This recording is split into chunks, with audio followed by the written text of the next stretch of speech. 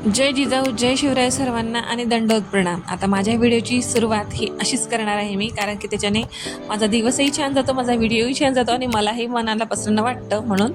तर म्हटलं चला आज संध्याकाळच्या स्वयंपाकामध्ये मी मस्त अशी मेथीची भाजी करायला घेतली होती, पण त्याच्या अगोदर माझे राहिलेले कामं जे होते ते करायला घेतले। चला म्हटलं आता तर छोटीशी साधारणशी रेसिपी आहे म्हणून ते तुमच्यासोबत शेअर करायची होती।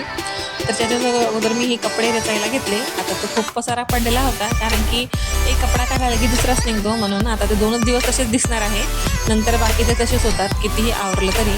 नंतर संध्याकाळी दिवाबत्तीची वेळ झाली होती, देवपूजा करून घेतली संध्याकाळची आणि नंतर तुळशीजवळही दिवा लावून घेतला, कारण की मग स्वयंपाकाला उशीर झाला तरी चालतो। कारण आता उन्हाळा आहे, उन्हाळ्याची मग थोडंसं आमच्याकडे उशीरच करते मी, कारण थंडीचा लवकर स्वयंपाक करत होते। आता उन्हामुळे कसं लेकर पाणी जास्त पितात, त्याच्यामुळे त्यांना भूकही लागत नाही म्हणून व्यवस्थित पटकन दिवाबत्ती केली। नंतर मला घरात येऊन पटकन लागायचं होतं स्वयंपाकाला आणि नंतर लक्षात आलं की आपण अंगणात तर दारात लावला, पण इथं दरवाजाजवळ लावायचा राहिलेला होता म्हणून तिथंही एक दिवा लावून दिलेला। नंतर इकडे मेथीची भाजी मी करायला घेतलेली होती। आता मसाला करायला घेतला, याच्यामध्ये लसूण, मिरच्या आणि कोथिंबीर भाजलेलं होतं ते घेऊन घेतलं आणि व्यवस्थित त्याचा मसाला जो होता तो करून घेतला। आता मेथीची भाजीची खासियत म्हणजे याच्यामध्ये फक्त टमाटर घातलेला आहे, पण टमाटर घातल्याने जी भाजीला चव येते ना खूप अप्रतिम असते। आता माझी मम्मी जे करते ना ही भाजी जेव्हाही शेंगदाणे लावून म्हणून, तो खूप छान लागते चवीला म्हणून।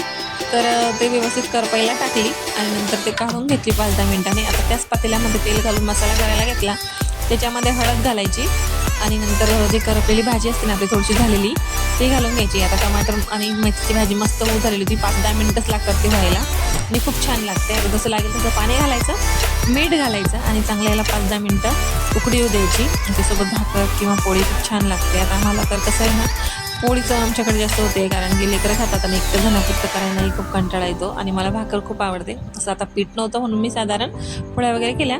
नंतर भाजी मस्त छान अशी झालेली होती। नंतर देवाला उपार वगैरेही मी नंतर दाखवून दिला। नंतर बाकीचे जे कामं होते ते करायला घेतले। चला व्हिडिओ इथेच थांबवते, भेटूया नेक्स्ट व्हिडिओमध्ये, तोपर्यंत बाय।